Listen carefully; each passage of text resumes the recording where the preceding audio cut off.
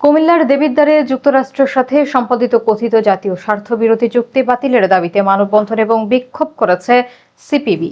সমাবেশে বক্তারা অন্তর্বর্তীকালীন সরকারের বিভিন্ন পদক্ষেপের সমালোচনা করে দেশের সার্বভৌমত্ব রক্ষায় যে কোনো গোপন চুক্তি বাতিলের দাবি জানান। বিস্তারিত দেখুন মোহাম্মদ শরীফুল আলম চৌধুরীর প্রতিবেদনে।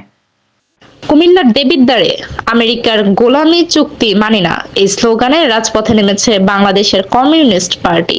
মঙ্গলবার বিকেলে নিউ মার্কেট স্বাধীনতা চত্বরে আয়োজিত এক মানববন্ধন ও বিক্ষোভ সমাবেশে দলটির কেন্দ্রীয় নেতৃবৃন্দ ডাক্তার ইউনূসের নেতৃত্বাধীন সরকারের বিরুদ্ধে জাতীয় স্বার্থ বিরোধী চুক্তির অভিযোগ তোলেন।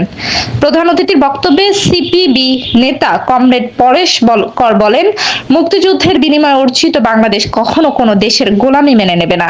বক্তারা অভিযোগ করেন, সংস্কারের নামে দেশে অর্থনৈতিক সংকট ও নৈরাজ্য সৃষ্টি হয়েছে। বিশেষ করে স্বাস্থ্য খাতের অব্যবস্থাপনা এবং গোপন চুক্তির মাধ্যমে দেশের নিরাপত্তা ও সার্বভৌমত্বকে ঝুঁকির মুখে ফেলা হচ্ছে বলে তারা দাবি করেন। সিপিবি উপজেলা সভাপতি কমরেড আব্দুল ওয়াদুদের সভাপতিত্বে সমাবেশে জেলা ও উপজেলা পর্যায়ের বিভিন্ন অঙ্গ সংগঠনের নেতারা বক্তব্য দেন। সমাবেশ থেকে অনতি বিলম্বে সকল গোপন চুক্তির স্বচ্ছতা নিশ্চিত করা এবং জনস্বার্থ বিরোধী চুক্তিগুলো বাতিলের হুঁশিয়ারি দেওয়া হয়। নিউজ প্রতিদিন, সব সময়, সবখানে।